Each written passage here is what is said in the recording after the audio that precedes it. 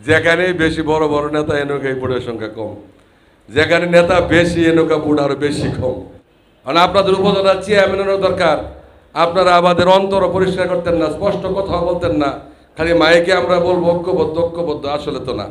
আমি প্রার্থী হওয়ার মত পোষণ করেছিলাম যখন দেখেছি আমাদের মাঝখানে আমাদের ঐক্যবদ্ধতার অভাব, আমাদের মাঝখানে ঐক্যবদ্ধতার অভাব, তখন কিন্তু নিজেকে গুটিয়ে নেওয়া ছাড়া কোনো রাস্তা ছিল না, চুপ হয়ে যাওয়া ছাড়া।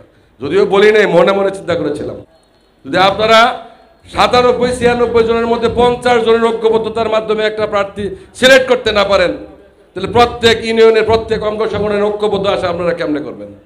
খালি মাইকে তো কথা বললে হবে না, আপনারা তো ঐক্যবদ্ধ হতে পারবেন না। উপজেলা নির্বাচন ব্যাপারে একটি কথা না বললেই নয়। রাজনীতির বয়স 30-35 বছর হইলেও জাতীয় নির্বাচনের বয়স 91 সাল থেকে। 1991 সালে একটা ইউনিয়নের দায়িত্বে ছিলাম, আমার মনে আছে, বুটি জানার ইউনিয়ন আওয়ামী লীগের সাথে সম্পৃক্ত ছিলাম। তখন আমাদের ইউনিয়নের প্রার্থী ছিলেন, উনি এমপিও হয়েছিলেন, খন্দকার আমিনুল ইসলাম হীরা সাহেব। তারপরে আমরা ওই সময় নৌকা করতে খুব অল্প সংখ্যক লোক নৌকা করেছি, একেবারেই কম। 96 সালের থেকে সারা থানায় ওতপ্রোতভাবে জড়িত।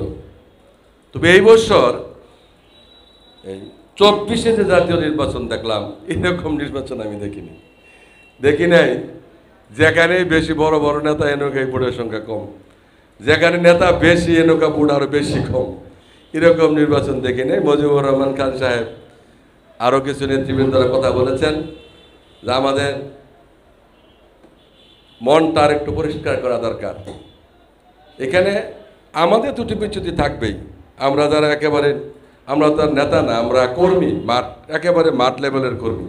সারাদিন যারা একেবারে সাধারণ মানুষের সাথে চলি, রিক্সাওয়ালা, বেয়ানুল্লাহ, রাত্রের দিনে যারা মানুষের সাথে আমাদের চলার নেশা, আমরা যারা কর্মী, আমাদের ছোট্ট অভিজ্ঞতা। এখানে যারা কথা বলতেছেন উপজেলা আওয়ামী লীগ ঐক্যবদ্ধভাবে একজন প্রার্থী দিয়ে উপজেলা নির্বাচন করলে আমরা অবশ্যই বিজয়ী হব।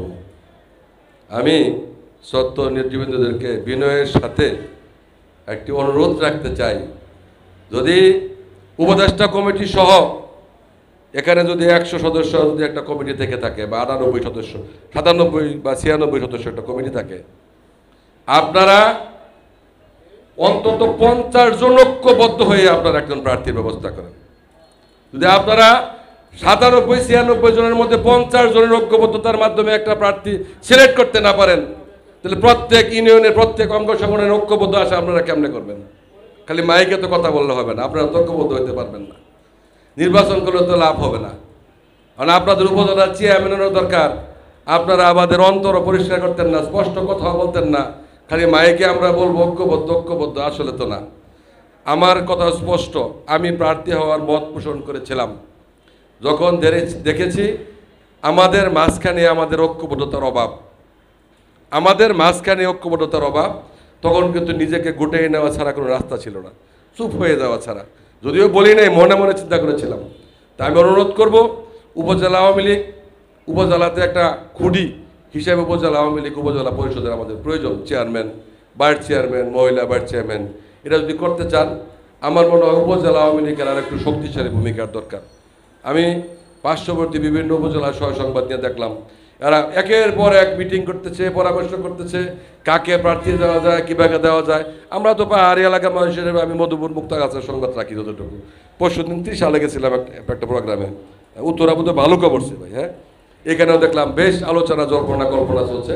তো আমি অনুরোধ করব সম্মানিত নেতৃবৃন্দ, বিশেষ করে আমাদের সভাপতি মহোদয়, মেয়র মহোদয়, কদ্দুস ভাই আছে, আমাদের শ্রদ্ধা রাজ্জাক স্যার আছে, আপনারা উপজেলা আওয়ামী লীগের সাথে সমন্বয় সাপেক্ষে একজন প্রার্থী দিলে চেষ্টা করে দেখা যেতে পারে কি করা যায়।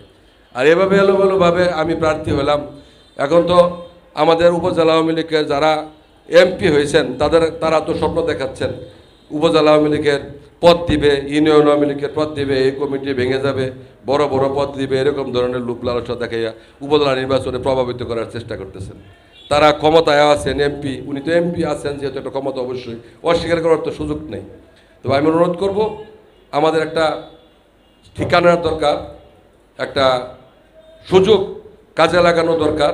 কাকে সমর্থন দিলে, কার নির্বাচন করলে এবং ঐক্যবদ্ধভাবে পরিশ্রম করলে আমাদের একটা ঠিকানা থাকে, আপনারা সেই ব্যবস্থাটুকু মেহরবানি করে দেবেন।